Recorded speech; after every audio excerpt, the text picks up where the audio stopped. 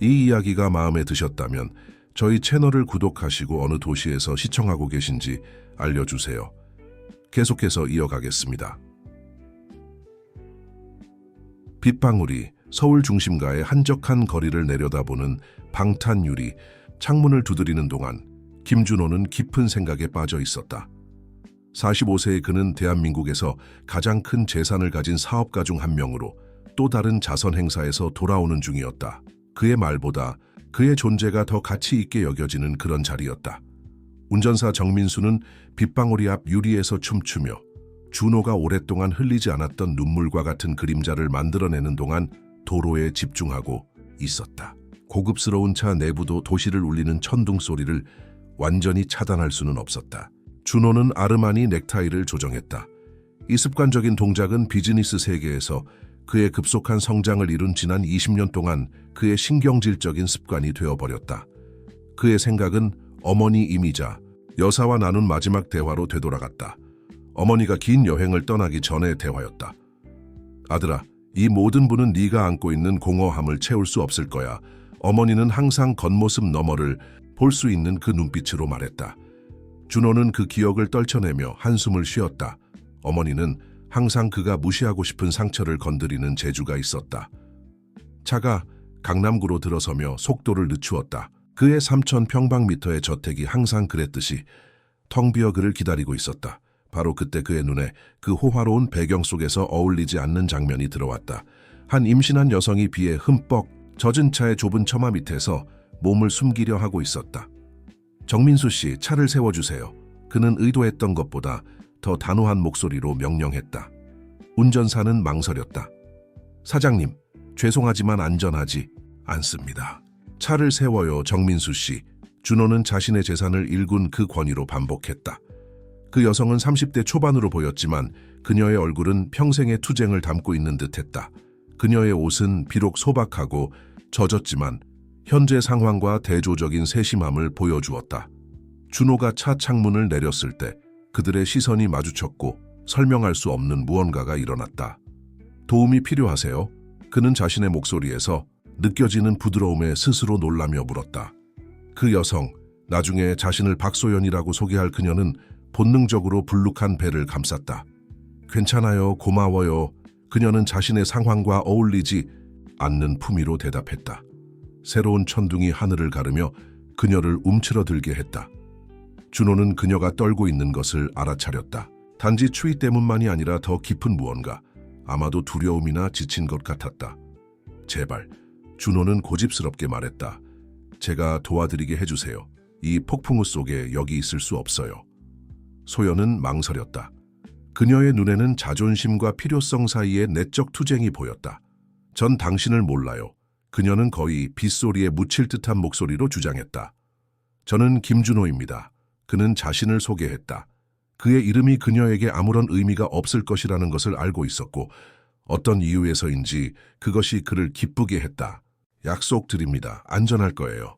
제 집이 가까이 있고 손님방도 있고 도와드릴 직원들도 있습니다. 새로운 번개가 하늘을 밝혔고 소연은 배에 손을 얹으며 얼굴이 고통으로 일그러졌다. 바로 이 순간의 취약함이 그녀를 항복하게 했다. 알겠어요. 그녀는 마침내 동의하며 차를 향해 망설이는 발걸음을 내디뎠다. 정민수는 재빨리 차에서 내려 문을 열고 우산으로 그녀를 포호했다. 소연이 채 탔을 때 준호는 그녀의 손목에 있는 흉터를 알아챘다. 그가 아직 들을 준비가 되지 않은 이야기를 말해주는 오래된 흔적이었다. 차 안의 침묵은 빗소리와 가끔 들리는 천둥 소리로만 채워져 있었다. 준호는 소연이 태어나지 않은 아기를 세상으로부터 보호하려는 듯이 배 위에 보호적으로 손을 올리고 있는 것을 눈 한구석으로 지켜보았다. 몇 개월 됐어요? 그는 어색함을 깨려고 물었다. 8달이요. 그녀는 낮지만 단호한 목소리로 대답했다. 여자아이예요. 준호는 고개를 끄덕이며 세상에 곧 태어날 새 생명에 대한 설명할 수 없는 감정을 느꼈다. 차가 그의 저택의 위풍당당한 대문을 통과할 때 그는 그 밤이 그의 인생뿐만 아니라 다른 많은 사람들의 인생도 바꿀 것이라고는 상상조차 할 수 없었다. 비는 계속 내리고 있었지만 이제는 마치 자연도 소연을 환영하려는 듯 더 부드러워 보였다. 저택의 불이 자동으로 켜지며 정문까지의 길을 밝혔을 때 준호는 오랜만에 처음으로 그의 집이 그렇게 텅 비어 보이지 않는다는 이상한 느낌을 받았다. 김씨 저택은 세 층의 현대적인 건축과 이탈리아 대리석 마감으로 된 호화로움의 상징이었다. 소연이 무거운 참나무 대문을 통과할 때 비에 젖은 채 마치 다른 세계로 들어가는 것 같은 느낌이 들었다. 이중 천장과 크리스탈 샹들리에가 있는 현관홀은 그녀가 이전에 살았던 아파트 전체보다 더 커 보였다. 이경자, 가정부는 즉시 나타났다. 그녀의 얼굴은 전문가다운 모습이었지만 놀라움과 질색함을 거의 감추지 못했다. 준호님 이렇게 일찍 오실 줄 몰랐습니다. 그녀는 소연을 머리부터 발끝까지 살펴보며 말했다. 경자씨, 동쪽 날개 손님방을 준비해 주세요. 준호는 지시했다. 그리고 이분을 위한 마른 옷도 가져와 주세요. 그는 망설이며 자신의 손님의 성을 아직 모른다는 것을 깨달았다. 박소연입니다. 그녀가 말을 이었다. 그녀의 목소리는 젖은 옷의 추위 때문인지 아니면 환경의 위압감 때문인지 약간 떨리고 있었다. 사장님, 경자가 시작했다. 그녀의 어조는 조심스러웠다. 여성용 의류는 오직... 그녀는 멈추었고 옛 여주인에 대해 언급하는 것이 명백히 불편했다. 필요한 건 뭐든지 사용하세요, 경자씨. 준호는 단호하게 말을 잘랐다. 그의 목소리에는 더 이상의 논쟁을 허용하지 않는 결정적인 어조가 담겨 있었다. 소연은 점점 더 불편해지는 느낌으로 상호작용을 지켜보았다. 그녀의 팔은 본능적으로 불룩한 배를 감쌌다. 마치 자신의 딸을 추위뿐만 아니라 그녀를 따라다니는 판단의 시선으로부터도 보호하려는 듯했다. 이쪽으로 오세요, 부인. 경자가 지시하며 그녀를 주 복도로 안내했다. 그녀의 젖은 발자국은 완벽한 대리석 바닥에 자국을 남겼고 가정부의 또 다른 질색하는 눈빛을 불러일으켰다. 계단을 오르는 동안 소연은 벽에 걸린 그림들을 알아차리지 않을 수 없었다. 그녀가 즉시 알아본 예술 작품들이었다. 클림트, 모네, 박서보. 다른 삶에서 그녀는 각 붓터치를 감상하는 데 시간을 보냈을 것이다. 지금 그것들은 그녀가 잃어버린 모든 것에 대한 잔인한 상기로만 보였다. 손님방은 소연이 이제까지 잤던 어떤 공간보다도 컸다.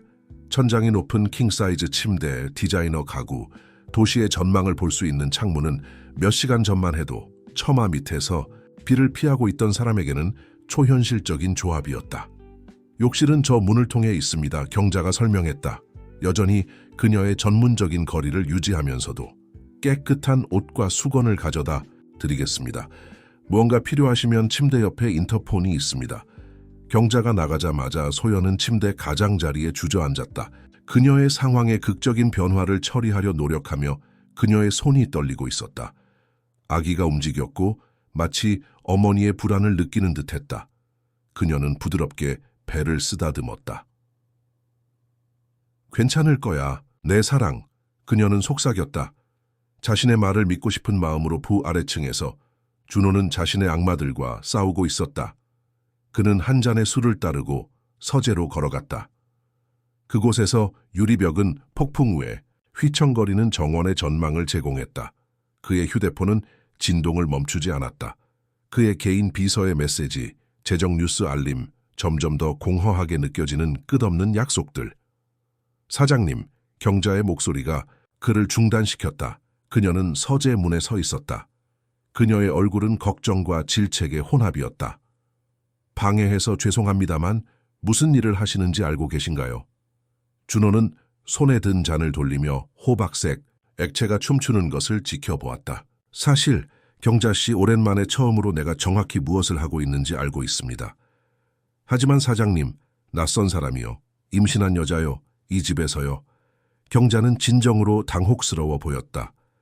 사람들이 뭐라고 생각할까요? 언론은 뭐라고 말할까요? 그들이 항상 하는 말이죠, 경자씨. 준호는 대답했다. 그의 목소리에는 그 자신도 놀라게 하는 쓰라림이 담겨 있었다. 내가 괴짜라고, 미쳤다고, 아내가 떠난 후 방향을 잃은 사람이라고. 하지만 알아요, 아마도 그들이 맞을지도 모릅니다. 아마도 나는 정말로 방향을 잃었을지도 모르죠. 그리고 아마도 그는 창문을 통해 폭풍우를 바라보며 잠시 멈추었다. 아마도 그것이 내게 필요한 것일지도 모릅니다. 경자는 한숨을 쉬었다. 그녀의 고용주의 목소리에서 결단력을 알아차리며 원하시는 대로요, 사장님. 그저 조심하세요. 경자가 나간 후 준호는 서재에 남아 있었다. 그의 생각은 밖에 폭풍처럼 소용돌이쳤다. 그의 위층 어딘가에서 임신한 겁에 질린 여성이 그녀에게 속하지 않는 것 같은 세계에서 자신의 자리를 찾으려 애쓰고 있었다.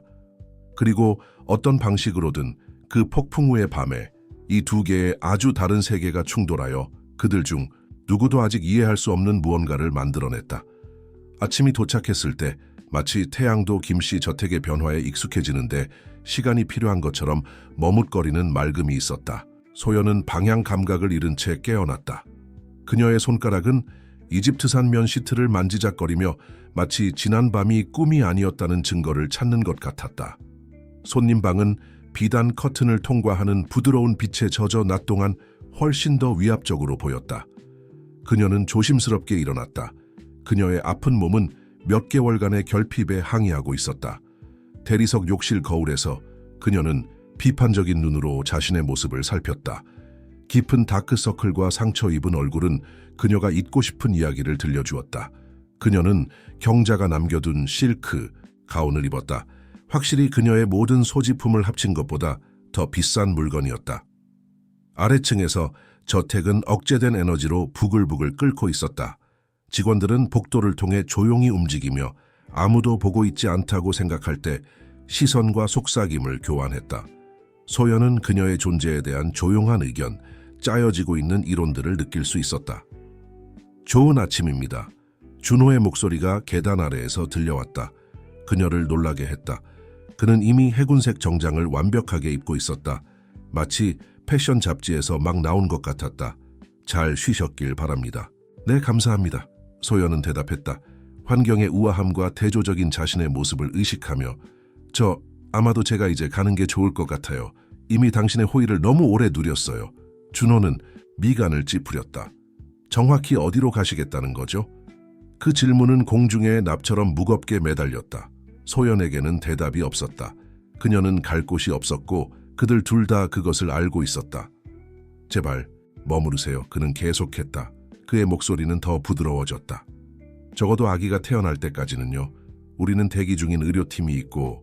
왜요? 그 질문은 소연이 억제할 수 있기 전에 그녀의 입술에서 튀어나왔다. 왜 저를 위해 이렇게 하시는 거죠? 당신은 저를 모르잖아요. 준호는 넥타이를 조정했다.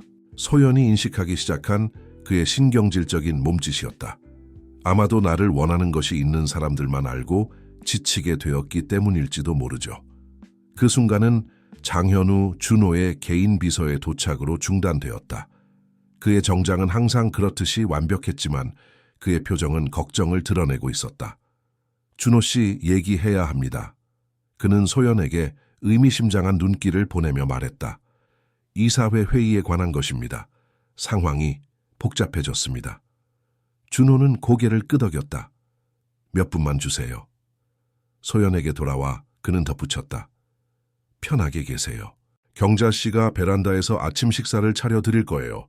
날씨가 밖에서 먹기에 완벽해요. 준호가 서재에서 사라지자마자 소연은 격렬한 대화의 조각들을 들을 수 있었다. 평판, 주주들, 스캔들과 같은 단어들이 복도를 통해 떠다녔다. 그녀는 5성급 호텔에 어울릴 아침 식사가 기다리고 있는 베란다 테이블에 앉았지만 그녀의 식욕은 사라져 있었다. 경자는 신선한 오렌지, 주스 한 주전자를 들고 나타났다. 드셔야 합니다. 그녀는 말했다. 그녀의 전문적인 어조는 진정한 걱정의 기미를 감추고 있었다. 아기를 위해서라도요. 소연은 가정부를 호기심 어린 눈으로 바라보았다. 여기서 오래 일하셨나요? 23년입니다. 경자는 대답했다. 잠시 앉는 것을 허락하며 이 집의 최고와 최악의 순간들을 모두 보았죠. 그리고 지금은요? 소연은 물었다. 그녀의 목소리는 낮았다. 이것이 최악의 순간 중 하나인가요? 경자는 대답하기 전에 그녀를 오랫동안 연구했다. 이 집은 너무 오랫동안 비어 있었어요. 사람들뿐만 아니라 진짜 삶도요. 준호 씨는 그는 제국을 세웠지만 그 과정에서 무언가를 잃었어요. 서재에서 토론은 점점 더 커지고 있었다. 언론이 이것으로 무엇을 할지 알고 계십니까? 현우의 목소리는 긴장되어 있었다. 신비한 임신한 여성이 갑자기 당신의 집에 나타난다고요? 타블로이드들이 잔치를 벌일 겁니다. 그들이 말하게 내버려 두세요. 준호는 대답했다. 그의 목소리에는 그 자신도 놀라게 하는 결단력이 담겨 있었다. 그렇게 간단하지 않습니다. 현우는 주장했다. 최경모가 이사회에서 이것을 당신에게 불리하게 사용하고 있어요. 그는 당신이 불안정하다고, 당신의 최근 결정들이 판단력 부족을 보여준다고 말하고 있어요. 그는 신임 투표를 원하고 있습니다. 경모의 이름은 준호가 주먹을 꽉 쥐게 했다. 그의 옛 동업자이자 지금은 라이벌인 사람은 이런 기회를 몇 년 동안 기다려왔다. 그의 이름을 언급하는 것은 그가 묻어두고 싶었던 기억들을 떠올리게 했다. 베란다에서 소연은 저택의 완벽한 정원을 바라보며 자신이 거꾸로 된 동화 속의 침입자처럼 느꼈다. 아기는 그녀의 불안을 느끼는 듯이 그녀의 배 안에서 움직였다. 그녀는 부드럽게 배를 쓰다듬으며 지킬 수 있는지 확신할 수 없는 약속들을 속삭였다. 경자는 더 많은 토스트와 젤리를 가지고 돌아왔다. 아시죠? 그녀는 말했다. 군대식 정확함으로 테이블을 정리하며. 때로는 사람들이 부를 행복과 혼동해요. 하지만 여기서 제 경험으로는 가장 화려한 저택들이 가장 외로운 감옥이 될 수 있다는 것을 배웠어요. 소연은 가정부를 바라보았다. 처음으로 그녀의 전문가다운 외관 너머를 보았다. 당신은 정말로 그를 걱정하시는군요. 그렇죠. 경자는 숙련된 효율성으로 접시들을 모으기 시작했다. 저는 이 집이 될 수 있는 것을 걱정해요. 그리고 아마도 그녀는 멈추고 경험 많은 눈으로 소연을 연구했다. 아마도 당신이 바로 이 집이 필요로 하는 것일지도 모르죠. 그 다음 주는 김씨 저택에 이상한 일상을 가져왔다. 소연은 여전히 자신이 속하지 않는 세계의 침입자처럼 느끼면서도 집의 리듬에 익숙해지기 시작했다. 아침은 대리석 복도에서 들리는 구두 소리, 준호의 서재에서의 긴장된 회의, 그리고 아직 그녀의 존재에 익숙해지지 않은 직원들의 호기심 어린 시선으로 채워졌다.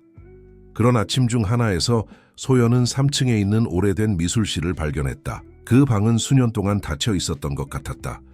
사용되지 않은 캔버스와 붓을 덮고 있는 얇은 먼지층으로 판단하건대 그녀의 손가락은 오랫동안 잊혀진 친숙함으로 가려워 움직이는 것 같았습니다. 그녀의 손가락은 오랫동안 잊혀진 친숙함으로 가려워졌습니다. 이곳은 그녀의 것이었어요. 경자의 목소리가 문에서 들려와 소연을 깜짝 놀라게 했다. 윤미라 씨, 준호 씨의 전처 말이에요. 그녀는 화가가 되는 꿈이 있었죠. 소연은 버려진 이젤과 말라버린 물감을 바라보았다. 그녀에게 무슨 일이 있었나요? 경자는 습관적인 정확함으로 시들어버린 꽃꽂이를 정리했다. 떠났어요. 황금세장에서 더 이상 살 수 없다고 했죠. 그건 5년 전이었어요. 소연이 대답하기 전에 아래층에서 격앙된 목소리가 울려 퍼졌다. 준호가 현관홀에서 누군가와 논쟁하고 있었다. 그냥 이렇게 나타날 수 없어, 경모. 준호의 목소리는 소연이 전에 들어본 적 없는 억제된 분노를 담고 있었다. 그럴 수 없다고? 재밌네. 내 기억으로는 우리가 함께 세운 회사의 대주주인 걸로 알고 있는데 경모의 목소리는 부드러웠지만 위협이 담겨 있었다. 소연과 경자는 걱정스러운 시선을 교환하기 전에 계단을 내려갔다. 현관홀에서 준호는 키가 크고 우아한 남자와 맞서고 있었는데 그의 미소는 차가운 눈에 닿지 않았다. 아, 그럼 소문이 사실이군. 경모는 소연을 보자 언급했다. 그의 눈은 그녀의 불룩한 배에 고정되었다. 김준호 도움이 필요한 자들의 구원자. 감히 그러지 마. 준호는 한 발짝 앞으로 나서며 경모와 소연 사이에 자리를 잡았다. 뭘 감히? 점점 더 특이해지는 당신의 결정들을 질문하는 것. 경모는 마치 자신의 먹이를 연구하는 포식자처럼 현관 주위를 빙빙 돌았다. 먼저 회사를 거의 망하게 할 뻔한 친환경 에너지 프로젝트. 이제 이거? 그 프로젝트는 실행 가능했고 당신도 그걸 알아? 준호가 반박했다. 하지만 당신은 석유 회사에 대한 당신의 이익을 지키기 위해 그것을 방해하는 것을 선택했지. 경모는 웃었지만 그것은 유머가 없는 소리였다. 항상 이상주의자였지, 그렇지? 그리고 그것이 당신을 어디로 이끌었는지 봐. 주주들이 불안해하고 있어, 준호. 주주들이 아니라 당신이겠지, 경모? 지금 시점에서는 둘 다. 경모는 완벽한 자켓을 정돈했다. 이사회가 다음 주에 만납니다. 그때까지 당신의 다음 행동을 신중하게 생각해 보시길 제안합니다. 경모가 떠나자 남은 침묵은 납처럼 무거웠다.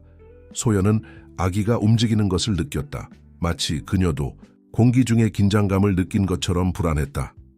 그것 때문에 미안해요. 준호는 얼굴을 손으로 문지르며 갑자기 지친 것처럼 보였다.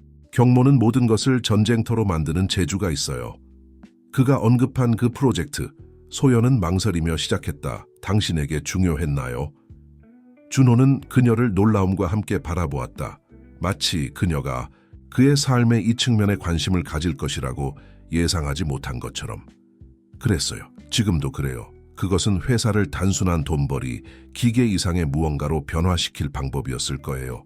미라, 씨가 원했던 것처럼 경자가 중얼거렸다. 너무 작게 해서 소연이 거의 듣지 못할 정도였다. 준호는 가정부에게 날카로운 시선을 보냈다. 네, 미라가 원했던 것처럼 소연은 그 집에 스며드는 이야기되지 않은 이야기들, 여전히 열린 상처들의 무게를 느꼈다. 그녀의 손은 무의식적으로 목에 달고 있는 작은 펜던트를 찾았다. 이전 생활에서 구할 수 있었던 유일한 물건이었다. 알아요. 그녀가 말했다. 그녀의 목소리는 힘을 얻고 있었다. 제가 복원 작업을 할 때 때로는 진정한 예술 작품을 발견하기 위해 오래된 페인트층을 여러 겹 제거해야 한다는 것을 배웠어요. 준호는 그녀를 오랫동안 연구했다. 그리고 우리가 그 아래에서 발견한 것이 우리가 기대했던 것이 아니라면 어떻게 됩니까? 그러면 우리는 작품의 역사에 대한 새로운 것을 발견하게 됩니다. 그녀는 대답했다. 항상 거기에 있었지만 단지 드러나기를 기다리고 있었던 무언가. 경자는 관심을 가지고 상호작용을 관찰했다. 준호가 수년 동안 그랬던 것보다 더 편안하고 더 현재에 있는 것처럼 보였다. 밖에서 다시 비가 내리기 시작하는 소리는 소연이 도착한 날 밤의 기억을 되살려 주었다. 마치 자연이 작은 폭풍들이 그들의 삶의 방향을 어떻게 바꿀 수 있는지 모두에게 상기시키려는 것처럼. 소연 씨, 그녀가 계단을 오르기 시작할 때 준호가 불렀다. 그 미술실 사용하고 싶으시다면. 그녀는 멈추고 그를 바라보기 위해 돌아섰다. 정말 괜찮으세요? 물론이죠. 그는 미소 지었다. 그의 눈을 밝게 비추는 진정한 미소였다.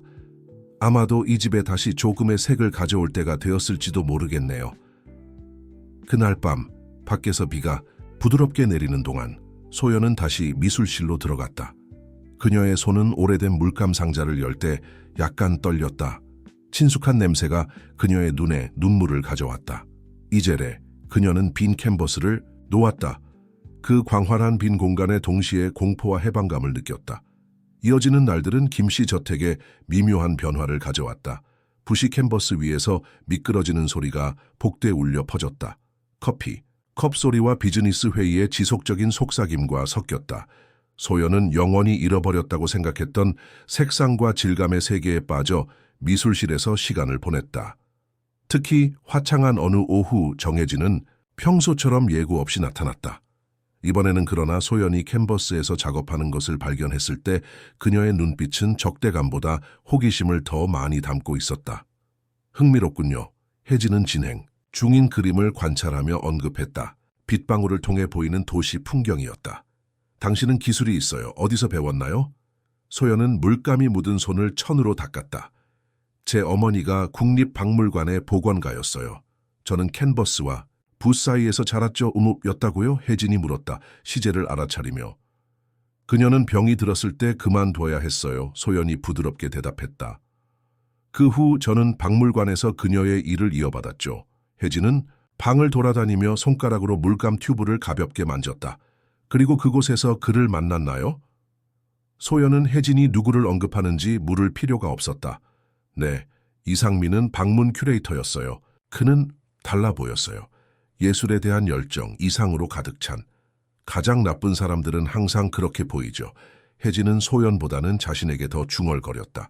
미라도 준호를 만났을 때 왕자님을 찾았다고 생각했어요. 이어진 침묵은 현우가 문에서 숨을 헐떡이며 나타나 중단되었다. 혜진님, 무슨 일이 있었습니다. 준호 씨가 즉시 당신을 필요로 합니다. 서재에서 준호는 노트북 앞에 서 있었다. 얼굴은 창백했다. 화면에는 눈에 띄는 헤드라인이 보였다. 김제국 위기, 상속자, 저택에서 신비한 임신한 여성 환영. 시작됐군요. 혜진은 한숨을 쉬며 독서용 안경을 꺼냈다. 경모가 시간을 낭비하지 않았네요. 그것뿐만이 아니에요. 준호는 노트북을 돌렸다. 일련의 이메일을 보여주었다. 누군가가 회사 내부 정보를 또 유출하고 있어요. 기밀 데이터, 비즈니스 전략. 경모라고 생각하세요? 준호는 손으로 머리를 쓸어 넘겼다. 점점 더 빈번해지고 있는 좌절의 표시였다. 그가 가장 큰 수혜자겠지만 그의 스타일이 아니에요. 경모는 더 미묘한 게임을 좋아하죠. 그럼 우리는 더 가까운 배신자가 있다는 거군요. 혜진은 결론지었다. 그녀의 목소리는 날카로웠다. 저택 내부의 누군가. 준호의 시선은 불가피하게 미술실 방향으로 돌아갔다. 혜진은 알아차리고 고개를 흔들었다. 말도 안 돼요. 그녀는 꾸짖었다. 소연은 당신이 그녀에게 준 휴대폰을 겨우 사용할 줄 아는데 회사 이메일을 해킹하고 있을 리가 없어요. 어떻게 당신이... 준호는 자신의 자매의 예상치 못한 방어에 놀라 시작했다. 당신과 달리 저는 주의를 기울였기 때문이죠. 혜진은 대답했다. 그 소녀는 많은 것일 수 있겠지만 기회주의자는 아니에요. 그녀는 당신의 금고 속 보석보다 이 집의 예술 작품들을 더 많은 경외감으로 바라봐요. 준호가 대답하기 전에 경자가 서둘러 들어왔다. 사장님, 문 앞에 누군가 있어요. 직접 보시는 게 좋을 것 같습니다. 현관홀에서 우아하게 차려입은 한 남자가 기다리고 있었다. 그의 얼굴에는 준호를 잠시 멈추게 하는 불안한 친숙함이 있었다. 상민, 소연의 목소리가 그의 뒤에서 들렸다. 약간 떨리고 있었다. 그녀는 소란을 듣고 내려왔고 여전히 손에는 물감 자국이 묻어 있었다. 자기야, 상민은 미소 지었다. 그의 차가운 눈에 닿지 않는 미소였다. 보고 싶었어. 준호는 소연이 무의식적으로 뒤로 물러서는 것을 관찰했다. 그녀의 손은 배를 보호하고 있었다.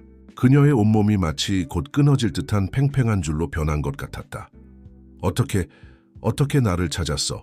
그녀는 속삭임을 겨우 넘는 목소리로 물었다. 상민은 들고 있던 신문을 모호하게 가리켰다. 거기에는 준호와 그의 신비한 손님에 관한 헤드라인이 대문자로 빛나고 있었다. 어렵지 않았어. 넌 항상 예술에 약했지, 그렇지? 그리고 실패한 복원가가 수집가의 저택 외에 어디서 피난처를 찾을 수 있겠어? 나가 준호는 한 걸음 앞으로 나아갔다. 그의 목소리는 방 안의 모든 사람들이 똑바로 서게 만드는 권위를 담고 있었다. 당장. 아니면 뭐? 상민은 부드럽게 웃었다. 저를 내쫓으실 건가요? 더 큰 스캔들을 일으키실 건가요? 이미 충분한 문제가 있는 것 같은데 김준호 씨, 그렇지 않나요? 혜진은 날카로운 눈으로 장면을 관찰했다. 그녀의 마음은 보이지 않는 점들을 연결하고 있었다. 정확히 어떻게 여기서 문제를 찾을 거라고 알았죠? 씨는요? 이상민, 상민은 차가운 미소로 완성했다. 그리고 말하자면 제 연락처들이 있습니다.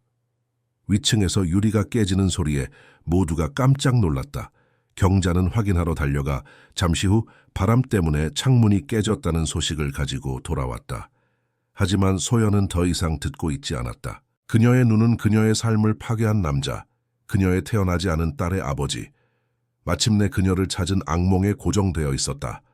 그리고 김씨 저택에 도착한 이후 처음으로 그녀는 자신이 찾은 성역이 무너지기 직전이라고 느꼈다. 상민의 출발 이후의 침묵은 김씨 저택의 납처럼 무거웠다. 소연은 미술실에 피신했다. 그녀의 손은 너무 떨려서 붓을 거의 잡을 수 없었다. 이전에 그녀가 작업하던 캔버스는 이제 그 미완성된 아름다움으로 그녀를 조롱하는 것 같았다. 그는 당신을 건드리지 못할 거예요. 준호의 목소리가 문에서 들렸다. 확고하고 결단력 있게. 당신도 아기도. 소연은 계속 등을 돌리고 있었다. 그녀의 어깨는 긴장되어 있었다.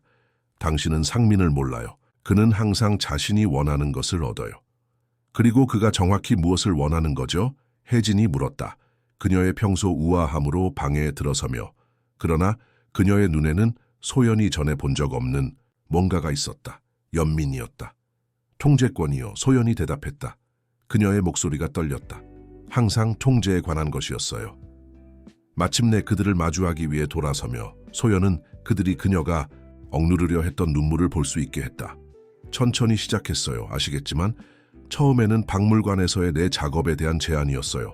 그 다음에는 내 옷, 내 친구들에 대한 비판. 그러다가 어느 날 그녀의 손은 무의식적으로 손목의 흉터를 만졌다. 그 흉터는 준호가 억제된 분노로 주먹을 꽉 쥐게 하는 이야기를 담고 있었다. 최악은 상처가 아니었어요. 그녀는 계속했다. 그녀의 목소리는 말할수록 힘을 얻었다. 그가 내가 사랑하는 모든 것을 어떻게 파괴했는지였어요. 내 예술, 내 자신감, 내 자유. 내가 임신했다는 것을 알았을 때 당신은 도망쳤어요. 혜진이 부드럽게 완성했다. 시도했어요. 소연이 정정했다. 3번. 처음 2번은 그가 나를 찾았어요. 마지막에는 더 멀리 갈 수 있었지만 하지만 이제 그가 당신을 다시 찾았군요. 준호가 결론 지었다. 그의 목소리에는 그 자신도 놀라게 하는 분노가 담겨 있었다. 복도에서 급한 발자국 소리가 대화를 중단시켰다. 현우가 나타났다. 그의 평소 차분한 얼굴은 이제 걱정으로 표시되어 있었다. 준호 씨, 얘기해야 합니다. 그는 말했다. 혜진에게 의미심장한 눈길을 보내며 그 유출에 관한 건데 무언가 발견했습니다. 혜진은 즉시 자세를 바로 했다. 뭐죠? 유출된 이메일들 내부 IP에서 보내졌어요. 저택 내부에 누군가가 경모와 협력하고 있습니다.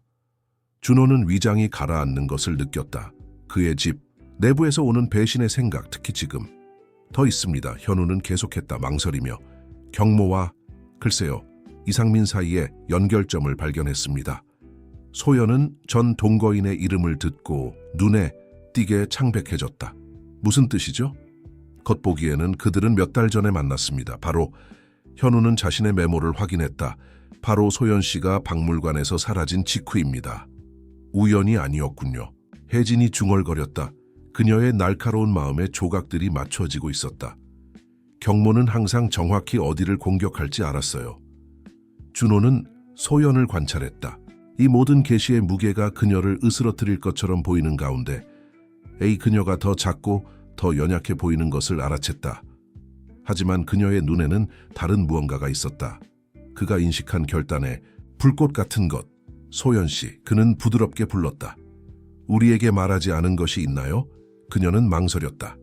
그녀의 손가락은 항상 목에 걸고 다니는 작은 펜던트를 가지고 놀고 있었다. 도망치기 전에 무언가를 발견했어요. 상민의 컴퓨터에 있던 문서들. 그는 계획에 관여하고 있었어요. 어떤 종류의 계획? 혜진이 물었다. 앞으로 기대며. 예술 작품 위조. 소연은 대답했다. 그녀의 목소리는 속삭임을 겨우 넘었다. 그는 박물관을 위장으로 사용했어요. 그리고 이름들이 있었어요. 구매자들, 조력자들의 이름. 경모가 목록에 있었겠군요. 현우가 결론 지었다. 그의 표정은 어두웠다. 이어진 침묵은 경자가 차 한 잔을 들고 방에 들어오는 부드러운 소리로 중단되었다. 그토록 오랫동안 김가문을 모셨던 가정부는 자신의 어깨에 세상의 무게를 지고 있는 것처럼 보였다. 허락해 주신다면 그녀가 말했다. 쟁반을 옆 테이블에 놓으며 아마도 편지에 대해 말할 때가 된 것 같습니다. 무슨 편지? 준호와 혜진이 동시에 물었다. 미라 씨가 떠나기 전에 남긴 편지요. 경자가 대답했다. 그녀의 눈은 소연의 눈을 찾았다. 그녀도 경모에 대해 무언가를 발견했어요. 그녀를 도망치게 만든 무언가. 준호는 마치 그의 발 밑에 바닥이 사라진 것처럼 느꼈다. 5년 동안의 답 없는 질문들. 아내가 왜 그렇게 갑자기 떠났는지 궁금해하며 밤을 새운 날들이 이제 새로운 관점을 얻기 시작했다. 소연은 창가로 다가갔다.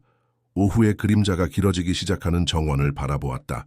유리에 비친 그녀의 모습은 폭풍우 속에서 저택에 도착했던 여자와는 다른 여자를 보여주었다. 여전히 두려워하면서도 더 강하고 더 결단력 있어 보였다. 상민은 돌아올 거예요. 그녀는 말했다. 그녀의 손이 떨림에도 불구하고 그녀의 목소리는 확고했다. 그리고 그가 돌아왔을 때 준호가 완성했다. 그녀 옆에 서며 그는 이제 혼자인 여자를 다루는 것이 아니라는 것을 발견할 겁니다. 그는 우리 모두를 상대하고 있는 거죠. 혜진은 그녀의 오빠와 소연을 관찰했다. 그들이 어떻게 무의식적으로 서로에게 다가가는지 마치 힘을 찾는 것처럼. 아마도 그녀는 생각했다. 어떤 폭풍들은 정말로 파괴보다 더 많은 것을 가져온다. 때로는 그들은 이전보다 더 강한 무언가, 새로운 무언가를 재건할 기회를 가져온다. 다음 아침은 김 씨 저택에 다른 에너지를 가져왔다. 해지는 밤을 보냈으며 그녀의 옛 방을 차지했고 아침 식사는 비공식적인 전략회의로 변했습니다. 경자가 커피와 크루아상을 제공하는 동안 참석자들은 다음 단계를 논의했습니다. 미라의 편지, 준호가 고집했습니다. 그의 손은 필요 이상으로 강하게 커피, 컵을 쥐고 있었습니다. 왜 그것에 대해 한 번도 말하지 않았죠, 경자 씨? 가정부는 완벽한 앞치마를 정돈했습니다. 그녀의 긴장을 드러내는 동작이었습니다. 미라 씨가 약속하게 했어요. 그녀는 당신의 안전을 위해서, 그리고 그녀의 안전을 위해서 그렇게 해야 한다고 했어요. 그 편지는 지금 어디 있죠? 혜진이 물었습니다. 그녀의 날카로운 눈은 경자의 반응에 어떤 세부 사항도 놓치지 않았습니다. 제가 찾을 수 있는 가장 안전한 곳에요. 경자가 대답했습니다. 오래된 찬장으로 향하면서 정확한 동작으로 그녀는 가짜 서랍을 제거하여 시간에 의해 누렇게 변한 봉투를 드러냈습니다. 준호는 떨리는 손으로 봉투를 집어들었습니다. 미라의 우아한 필체는 그가 수년 동안 억제하려고 노력했던 기억의 물결을 가져왔습니다. 사랑하는 준호에게 그는 소리내어 읽기 시작했습니다. 당신이 이것을 읽을 때쯤이면 나는 이미 멀리 가 있을 거예요. 선택이 아니라 필요에 의해서요. 경모는 당신이 생각하는 사람이 아니에요. 나는 그의 사업에 대한 무서운 것을 발견했어요. 단순한 기업 분쟁을 넘어서는 무언가. 소연은 연민과 인식의 혼합으로 장면을 지켜보았습니다. 그녀도 상민에게서 도망치기 전에 비슷한 편지를 남겼지만 그녀의 말은 결코 목적지를 찾지 못했습니다. 그녀는 폴더를 언급하고 있어요. 준호는 계속했습니다. 그의 목소리는 각 단어마다 더욱 긴장되고 있었습니다. 그녀가 숨긴 서류들, 경자 씨, 이것에 대해 아는 게 있나요? 아니요, 경자가 대답했습니다. 하지만 그녀의 눈은 본능적으로 3층의 미술실로 향했습니다. 혜진은 그 시선을 포착했습니다. 미술실. 미라는 떠나기 전에 거기서 시간을 많이 보냈어요. 소연은 등골을 타고 오싹함을 느꼈습니다. 캔버스들. 그녀는 중얼거렸습니다. 갑자기 일어서면서 저를 따라오세요. 스튜디오에서. 소연은 전문 보건가의 눈으로 버려진 캔버스들을 검사했습니다. 이것 보세요. 그녀는 겉보기에 흰 캔버스를 가리켰습니다. 여기 겹이 있어요. 표면 아래 무언가가 있어요. 전문적인 주의를 기울여 그녀는 캔버스에서 작업을 시작했습니다. 조심스럽게 흰색 페인트 층을 제거했습니다. 점차적으로 숫자들이 나타나기 시작했습니다. 좌표, 날짜, 코드들. 미라는 우리가 생각했던 것보다 더 똑똑했어요. 혜진은 언급했습니다. 그녀의 입술에 자랑스러운 미소가 있었습니다. 그녀는 자신의 예술을 금고로 변형시켰어요. 복도에서 구두 소리가 모두를 돌아보게 했습니다. 현우가 소연이 한 번도 본 적 없는 우아한 여성과 함께 나타났습니다. 윤지혜 선생님, 준호가 그녀를 맞이했습니다. 놀란 표정으로. 이렇게 일찍 뵐 거라고 예상하지 못했습니다. 소연, 시에 대한 당신의 메시지를 받자마자 왔어요. 의사가 대답했습니다. 그녀의 친절한 눈은 전문적인 걱정으로 임산부를 평가했습니다. 그리고 현우 씨가 오는 길에 말해준 것으로 보아 딱 좋은 시간에 왔네요. 소연은 아기가 움직이는 것을 느꼈습니다. 마치 의사의 존재에 반응하는 것처럼. 지혜 선생은 부드러운 미소와 함께 그녀에게 다가갔습니다. 전체 검진을 해 봅시다. 그녀는 부드럽게 말했습니다. 스트레스는 이 임신 단계에서 당신이나 아기에게 좋지 않아요. 소연이 검사를 위해 안내되는 동안 혜진은 오빠의 팔을 잡았습니다. 준호, 우리는 계획이 필요해요. 경모는 다음 움직임을 하기 전에 오래 기다리지 않을 거예요. 상민도 마찬가지고요. 현우가 덧붙였습니다. 태블릿을 확인하면서. 그는 걱정스러운 연결고리가 있어요. 사람들이... 아니요. 준호는 단호하게 중단했습니다. 우리는 두려움이 우리의 행동을 결정하게 하지 않을 거예요. 미라는 우리가 필요로 하는 단서를 남겼어요. 이제 우리 차례예요. 조용히 모든 것을 관찰하던 경자가 부드럽게 헛기침을 했습니다. 아마도 제가 도울 수 있을지도 모릅니다. 여기 오기 전에 경모 씨를 위해 일했어요. 그의 습관, 그의 약점을 알고 있어요. 모두가 이 폭로에 놀라서 가정부를 바라보았습니다. 혜진이 가장 먼저 정신을 차렸습니다. 경자 씨, 그녀가 말했습니다. 그녀의 입술에 교활한 미소가 있었습니다. 당신이 방금 우리의 비밀 무기가 된 것 같네요. 즉석 진료실로 변한 손님방에서 지혜 선생은 전문적인 주의를 기울여 소연을 검사했습니다. 아기는 강해요. 그녀는 안심시켰습니다. 하지만 당신은 자신을 더 잘 돌봐야 해요. 혈압이 약간 높아요. 소연은 고개를 끄덕였습니다. 목구멍의 덩어리를 무시하려고 노력하면서. 선생님, 제게 무슨 일이 일어난다면 그런 일은 없을 거예요. 의사는 부드럽게 그녀를 중단시켰습니다. 당신은 당신을 걱정하는 사람들에 둘러싸여 있어요. 그리고 믿으세요. 저는 이미 김준호 씨가 자신이 믿는 것을 위해 싸우는 것을 봤어요. 그는 쉽게 포기하지 않아요. 마치 그녀의 말을 확인하듯이 문에서 부드러운 노크 소리가 들렸고 준호가 나타났습니다. 그의 표정은 걱정과 결단의 혼합이었습니다. 괜찮아요? 그는 물었습니다. 그의 눈은 소연의 눈을 찾았습니다. 괜찮아질 거예요. 그녀는 대답했습니다. 자신의 목소리에 담긴 확신에 스스로 놀랐습니다. 그녀의 시선은 아침 햇살이 마침내 구름을 뚫고 빛나기 시작하는 창문으로 향했습니다. 밖에서 김씨 저택의 정원은 아침 이슬로 빛나고 있었습니다. 각 물방울은 빛의 조각을 반사하며 마치 수천 개의 작은 새로운 날의 약속처럼 보였습니다. 그리고 상민이 그녀의 삶에 다시 나타난 이후 처음으로 소연은 이러한 약속들이 현실이 될 수 있다고 믿게 되었습니다. 김그룹의 이사회 회의실은 기업 건물의 최상층을 차지하고 있었습니다. 바닥에서 천장까지 이르는 창문을 통해 서울 도시는 어두운 구름이 가득한 하늘 아래 콘크리트와 유리의 카펫처럼 펼쳐져 있었습니다. 준호는 지난 5분 동안 10번째로 넥타이를 조정했습니다.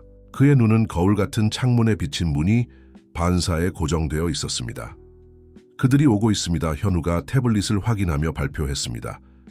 경모 씨가 3명의 변호사를 데리고 왔습니다. 오빠와 함께 오는 것을 고집했던 혜진은 완벽하게 그려진 눈썹을 들어 올렸습니다. 겨우 3명? 그는 감각을 잃어가고 있군요. 저택에서 소연은 미술실을 불안하게 걸어다니며 어떤 것에도 집중할 수 없었습니다. 경자는 모성애적인 걱정으로 그녀를 관찰했고 지혜 선생은 조용히 그녀의 생체 징후를 모니터링하고 있었습니다. 혈압이 여전히 높아요. 의사는 미간을 찌푸리며 언급했습니다. 진정하려고 노력해야 해요. 어떻게 진정할 수 있겠어요? 소연은 물었습니다. 그녀의 목소리는 약간 떨리고 있었습니다. 준호 씨는 이사회를 마주하려 하고 있고 상민은 언제든지 그 법원 명령을 가지고 나타날 수 있어요. 그는 나타나지 않을 거예요. 경자는 놀라운 확신으로 선언했습니다. 오늘은 아니에요, 적어도. 소연과 의사 모두 호기심 어린 눈으로 가정부를 바라보았습니다. 그냥 말하자면 경자는 작은 미소와 함께 계속했습니다. 제 연락처들이 그가 특정 금융거래에 대한 몇 가지 흥미로운 질문에 대답하느라 매우 바쁜 하루를 보장했다고 하죠. 이사회 회의실에서 구성원들이 자리에 앉기 시작했습니다. 경모는 마지막으로 들어왔습니다. 그의 완벽한 이탈리아 정장은 그의 눈에 있는 약탈적인 반짝임과 대조를 이루었습니다. 준호, 그는 거짓된 친절함으로 인사했습니다. 혜진, 얼마나 즐거운 놀라움인지. 경모, 혜진은 날카로운 미소로 대답했습니다. 아직도 같은 향수를 쓰고 있군요. 항상 당신의 도착을 너무 일찍 알려준다고 생각했어요. 경모가 대답하기 전에 이사회 의장이 회의를 시작했습니다. 신사숙녀 여러분, 오늘 우리는 심각한 문제를 논의하기 위해 여기에 모였습니다. 실례합니다. 여성의 목소리가 문에서 중단했습니다. 모두가 우아한 중년 여성이 방에 들어오는 것을 보기 위해 돌아섰습니다. 경모는 눈에 띄게 창백해졌습니다. 미라.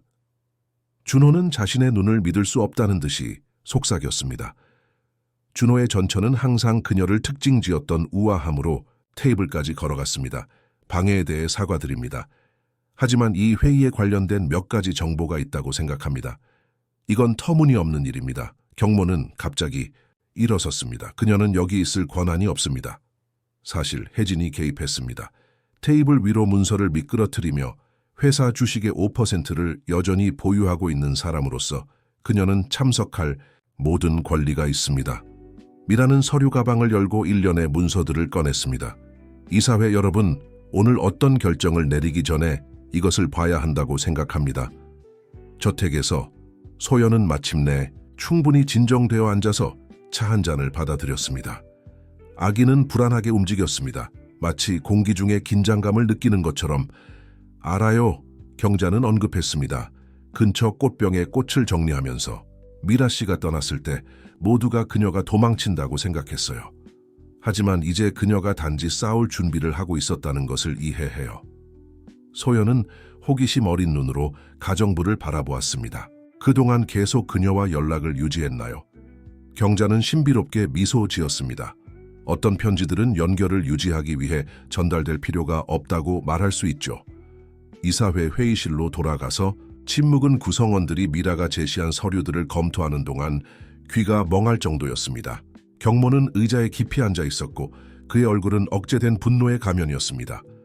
이것은 모두 조작된 것입니다. 그는 주장하려고 했지만 그의 목소리에는 확신이 부족했습니다. 당신이 판매해온 예술 작품들처럼요? 미라는 부드럽게 물었습니다. 아니면 준호를 회장직에서 물러나게 하려고 위조한 서류들처럼요? 준호는 늦은 이해와 감탄의 혼합으로 전철을 관찰했습니다. 이 모든 년 동안 그녀는 단순히 도망친 것이 아니었습니다. 그녀는 확실한 사례를 만들기 위해 떠났고 자신뿐만 아니라 그들이 함께 건설한 모든 것을 보호하기 위해서였습니다. 이 서류들의 원본은 미라는 계속했습니다. 그녀의 목소리는 확고했습니다. 훨씬 더 상세한 증거와 함께 이미 적절한 당국에 있습니다. 하지만 이사회가 정확히 어떤 종류의 사람이 회사의 통제권을 잡으려 하는지 알 자격이 있다고 생각했습니다. 혜진은 경모와 그의 변호사들이 격렬하게 속삭이는 것을 보며 만족의 미소를 억제할 수 없었습니다. 그녀의 전화가 경자로부터의 메시지와 함께 진동했습니다. 상민이 방금 설명하라는 요청을 받았습니다. 경찰이 그의 세금 신고서에서 몇 가지 흥미로운 불일치를 발견했습니다. 이사회 의장은 헛기침을 했습니다. 명백히 당혹스러워 보였습니다. 이 새로운 정보를 고려하여 휴회를 제안합니다. 필요 없습니다. 경모가 중단했습니다. 일어서면서. 그의 얼굴은 분노로 창백했습니다. 저는 이사회에서 사퇴합니다. 자발적으로.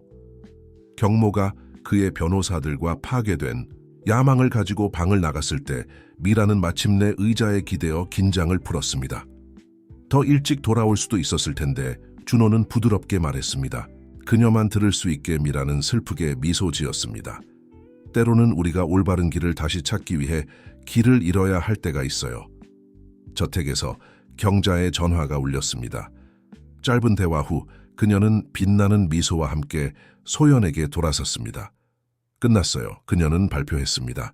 경모 씨가 이사회에서 사퇴했고 상민 씨는 세금 사기와 예술작품 위조로 조사받고 있습니다.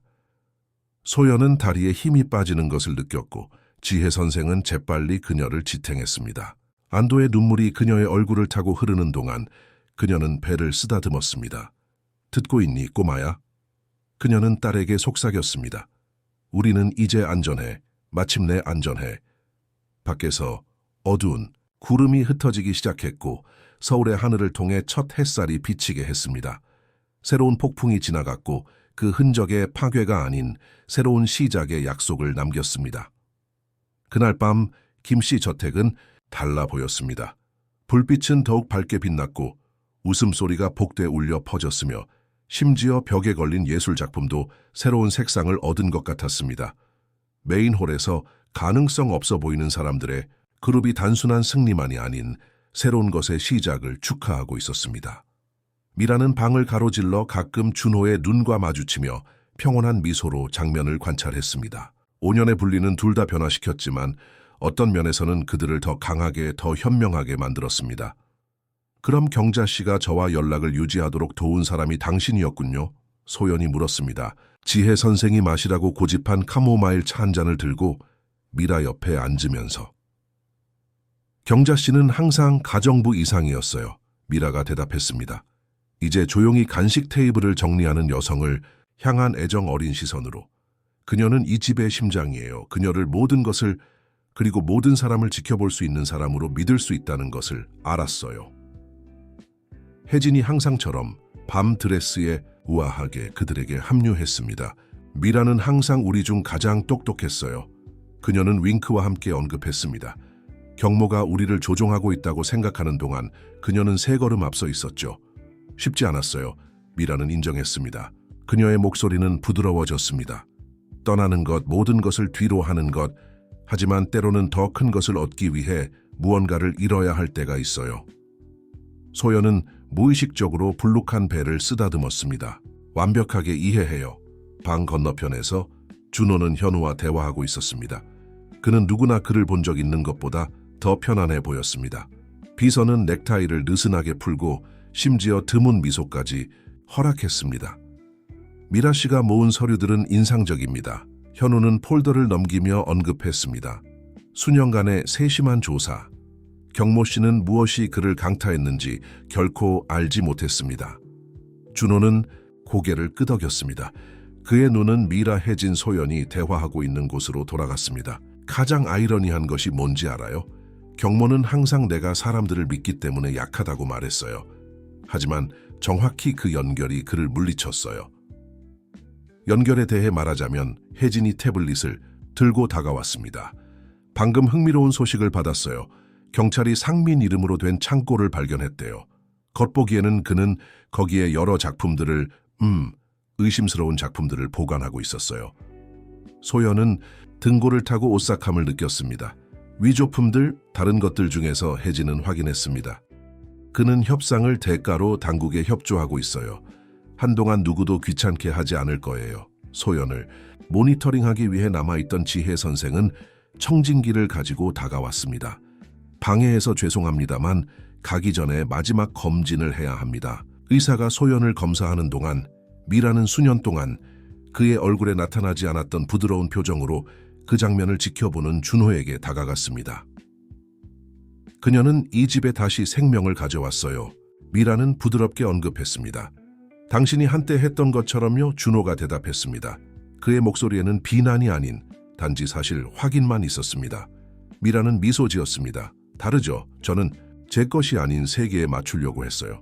소연은 그녀는 여기에 자신만의 공간을 만들고 있어요. 그 과정에서 모든 사람이 자신의 공간을 찾도록 돕고 있어요. 경자가 신선한 커피잔을 든 쟁반을 들고 그들 옆을 지나갔습니다.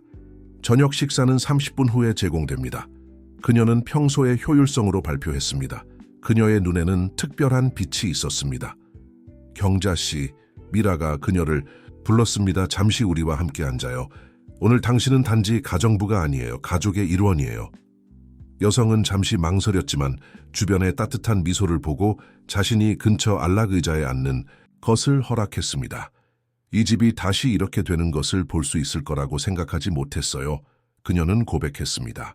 그녀의 목소리는 감정으로 가득했습니다. 삶으로 가득 찬 혜진이 제안했습니다. 아니요, 경자는 부드럽게 정정했습니다.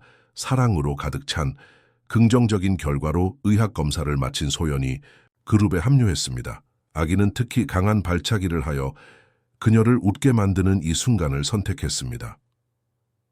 그녀도 축하하고 있는 것 같아요. 소연은 언급했습니다. 그리고 망설임 없이 준호의 손을 잡아 그녀의 배 위에 올려놓았습니다.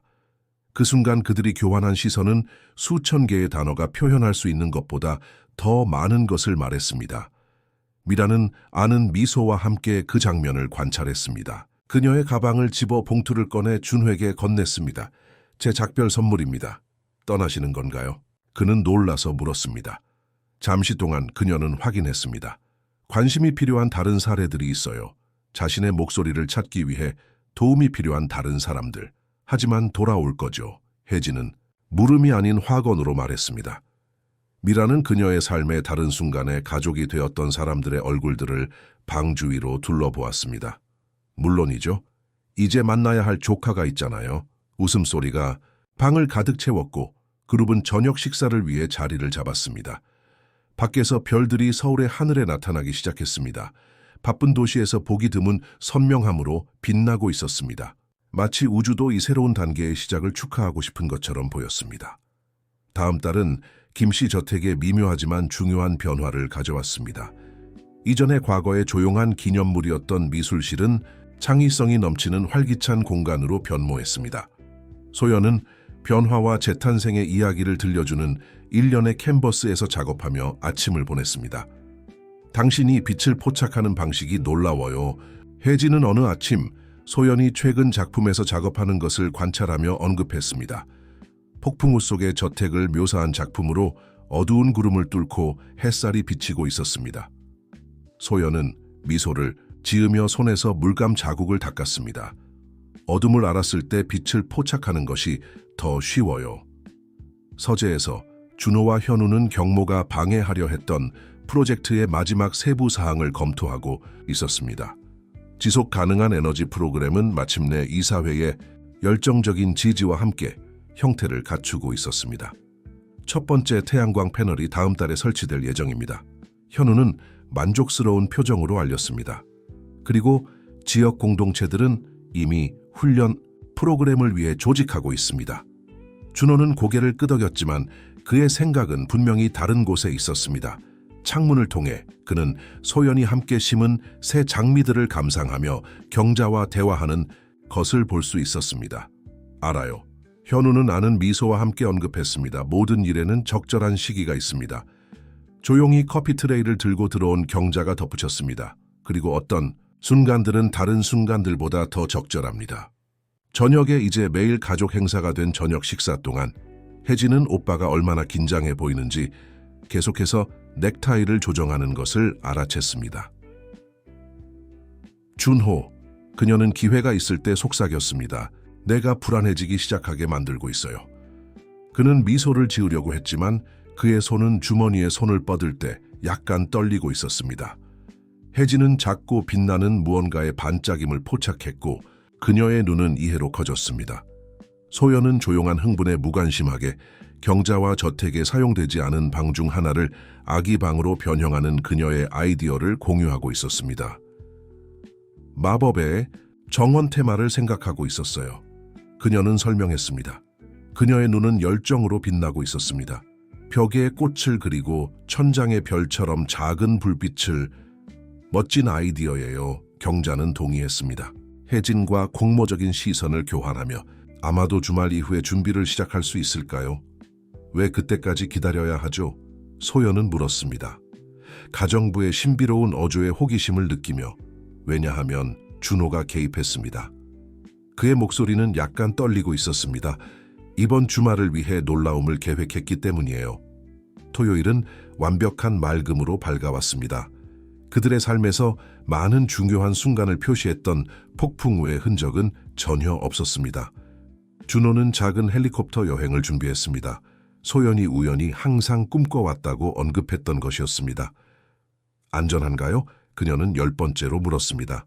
우연히 방문을 위해 나타난 지혜 선생이 한 번 더 그녀의 생체 징후를 확인하는 동안 완전히 안전해요. 의사는 미소와 함께 확인했습니다. 그리고 매우 로맨틱하다고 덧붙여야겠네요. 위에서 서울은 살아있는 지도처럼 펼쳐졌습니다. 그대로는 아침 햇살 아래 빛나는 고층 빌딩 사이로 구불구불하게 이어졌습니다. 소연은 경이로움에 가득 차 있었습니다. 그녀의 눈은 나중에 예술로 변형하고자 하는 모든 세부 사항을 포착하고 있었습니다. 한강 공원 위를 비행할 때 준호는 조종사에게 더 넓은 원을 그리도록 요청했습니다. 소연은 도시의 심장부에 있는 녹색 보석처럼 아래에 펼쳐진 공원의 전망에 빠져 그가 그녀의 손을 잡았을 때 처음에는 알아차리지 못했습니다. 소연, 그의 목소리는 부드러웠고 로터 소리에 거의 묻혔지만 감정으로 가득 차 있었습니다. 당신은 내 삶을 내가 상상할 수 없었던 방식으로 변화시켰어요. 그녀는 그를 마주보기 위해 돌아섰고 그의 눈에 있는 강렬함을 보고 그녀의 심장이 빨라졌습니다. 당신이 그 폭풍우에 밤에 도착했을 때 나는 단지 도움이 필요한 사람에게 피난처를 제공하고 있다고 생각했습니다. 하지만 당신은 내 삶의 빛을, 내 집의 색을, 그리고 내 심장의 사랑을 다시 가져왔어요. 떨리는 손으로 그는 주머니에서 작은 벨벳 상자를 꺼냈습니다. 그가 그것을 열었을 때 소연은 섬세한 사파이어 반지가 드러나는 것을 보고 눈물이 고이는 것을 느꼈습니다. 나는 단지 당신이 머물기를 요청하는 것이 아닙니다. 그는 계속했습니다. 그의 목소리는 감정으로 막혔습니다. 우리가 함께 새로운 것을 구축하기를 요청하고 있어요. 의무나 상황이 아닌 선택과 사랑에 기반한 무언가를 다시 김씨 저택의 정원에서 혜진 경자 그리고 지혜 선생은 헬리콥터인 하늘의 작은 점에 시선을 고정한 채 초조하게 기다리고 있었습니다. 그녀는 이미 반지를 봤을 거예요. 혜진은 시계를 확인하며 언급했습니다. 경자는 미소를 지으며 그 행사를 위해 준비한 꽃 장식을 조정했습니다. 어떤 이야기들은 폭풍으로 시작하지만 그녀는 부드럽게 말했습니다. 완벽하게 맑은 하늘로 끝납니다. 김씨 저택의 정원은 알아볼 수 없었습니다. 수천 개의 작은 불빛이 꽃 사이에 전략적으로 배치되어 장미 사이로 구불구불 이어져 특별히 준비된 결혼식 지역으로 이어지는 조명이 있는 길을 만들었습니다. 경자는 공간을 진정한 동화로 변형시키며 각 세부 사항을 직접 감독했습니다. 완벽해요. 혜진은 선언했습니다. 흰꽃 장식을 조정하면서 소연이 꿈꾸던 것과 정확히 같아요. 이제 우아한 드레싱룸으로 변한 주 스위트에서 소연은 지혜 선생이 그녀의 혈압 마지막 검진을 하는 동안 거울 앞에 앉아 있었습니다. 웨딩 드레스는 그녀의 8개월 반의 배를 부드럽게 감싸는 섬세한 모델로 늦은 오후의 부드러운 빛 아래 반짝였습니다. 당신 둘 다 괜찮나요? 의사는 친절한 미소와 함께 물었습니다. 그녀의 장비를 정리하면서 우리는 그 어느 때보다 좋아요. 소연은 대답했습니다. 그녀의 딸이 활발하게 움직이는 배를 쓰다듬으며 그녀도 의식을 기대하고 있는 것 같아요. 특별히 행사를 위해 돌아온 미라는 작은 골동품 상자를 들고 방에 들어왔습니다. 당신을 위해 무언가를 가져왔어요. 그녀는 말했습니다. 그녀의 눈은 억제된 감정으로 빛나고 있었습니다. 상자 안에는 섬세한 진주 목걸이가 있었습니다. 준호 어머니의 것이었어요. 미라는 설명했습니다. 혜진과 내가 이제 이것이 당신의 것이 되어야 한다고 동의했어요. 소연은 눈물이 조심스럽게 바른 화장을 망칠 위험이 있다고 느꼈습니다. 하지만 당신이 가지고 있어야 하지 않나요? 미라는 미소를 지으며 소연이 목걸이를 하도록 도왔습니다. 어떤 전통은 새롭게 되어야 해요.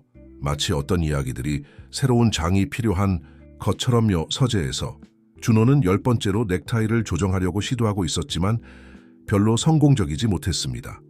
현우는 잘 감춰진 즐거움으로 지켜보고 있었습니다. 알아요. 비서는 언급했습니다. 이 모든 년 동안 이사회 회의 전에 당신이 이렇게 긴장한 것을 본 적이 없어요. 이건 다르죠. 준호는 대답했습니다. 마침내 넥타이 조정을 포기하며 이건 진짜예요. 문에서 부드러운 노크 소리가 경자의 도착을 알렸습니다. 가정부는 파란색 벨벳 상자를 들고 들어왔습니다. 어머니의 옛방에서 이것을 찾았습니다. 그녀는 말했습니다. 상자를 준호에게 건네며 안에는 작은 사파이어가 있는 금 커플링크스가 있었습니다. 그의 아버지가 자신의 결혼식에서 착용했던 것과 같은 것이었습니다. 경자씨, 가정부가 나가려고 할 때 준호가 불렀습니다. 고마워요.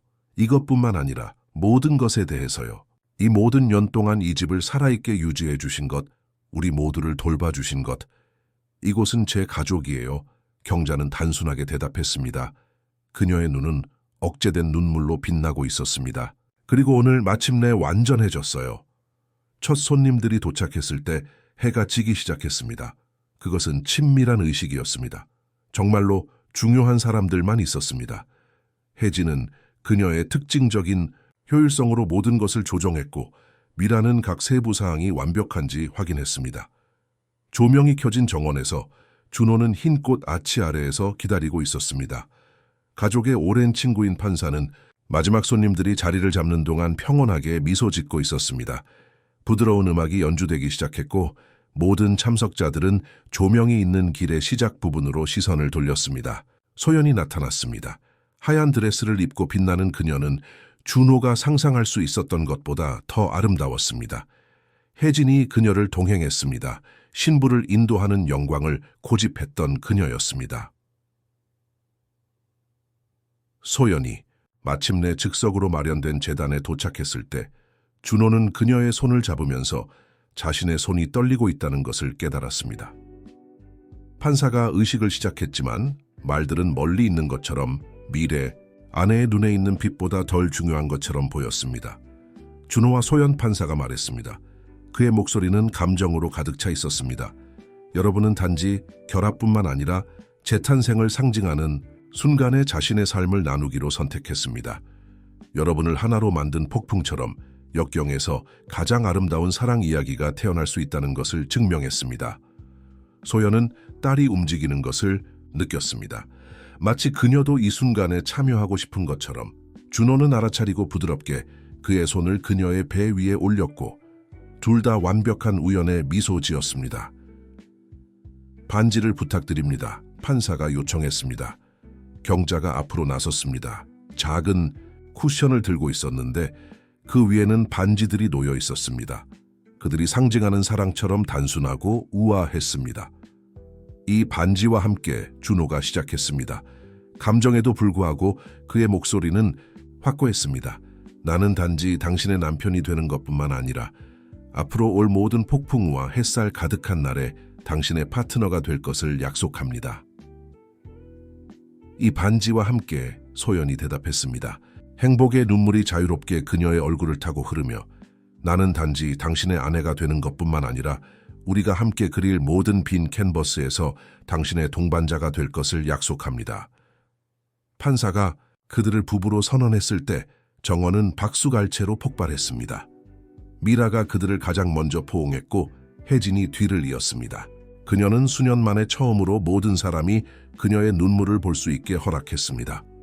그리고 그렇게 별들로 가득 차기 시작하는 하늘 아래 김씨 저택은 단지 결혼식이 아니라 치유와 재생의 주기 완성을 목격했습니다. 정원의 불빛은 희망의 등대처럼 빛났고 모든 참석자들에게 때로는 하늘을 맑게 하고 새로운 별들이 빛나게 하기 위해 폭풍이 필요하다는 것을 상기시켰습니다. 그 운명의 폭풍 후의 밤으로부터 1년이 지났습니다. 그 밤은 많은 삶을 바꾸었습니다. 김씨 저택의 정원은 다시 한번 축제 분위기였지만 이번에는 더 많은 빛을 집에 가져온 작은 공주, 서연의 첫 번째 생일을 축하하기 위해서였습니다. 소녀의 웃음소리가 정원에 울려 퍼졌습니다. 그녀는 항상 할머니 같은 존재가 된 경자의 주의 깊은 시선 아래 불안정한 첫걸음을 시도하고 있었습니다. 서연은 소연의 표현력 있는 눈과 준호의 매력적인 미소를 가지고 있었습니다. 가장 단단한 마음도 녹일 수 있는 조합이었습니다. 그녀는 이미 예술적 재능을 보여주고 있어요. 혜진은 언급했습니다. 조카가 특별히 아기를 위해 개발된 색연필을 관심 있게 다루는 것을 관찰하며 지난번에는 복도벽 중 하나를 다시 디자인하는 것을 발견했어요.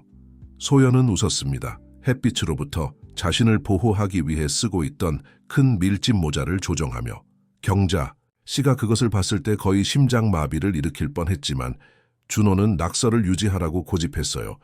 우리 예술가의 첫 작품이라고 했죠. 저택은 한 해 동안 자체적인 변화를 거쳤습니다. 옛 미술실은 이제 소연이 자신의 작품을 창작할 뿐만 아니라 취약한 상황에 처한 여성들을 위한 예술 치료 프로그램을 조정하는 활기찬 스튜디오가 되었습니다. 그녀 자신의 경험에서 태어난 이 프로젝트는 많은 사람들에게 희망의 등대가 되었습니다. 미라가 오늘 아침에 전화했어요. 준호는 언급했습니다. 서연을 팔에 안고 다가오면서 소녀는 즉시 엄마에게 작은 손을 뻗었습니다. 그녀는 더 긴 방문을 위해 다음 주에 돌아올 예정이에요. 좋아요. 혜진은 미소 지었습니다. 서연은 미라 이모와 그녀의 놀라운 이야기들이 그리워요. 이제 단지 비서일 뿐만 아니라 서연의 대부이기도 한 현우가 준호의 관심이 필요한 서류 더미를 들고 도착했습니다.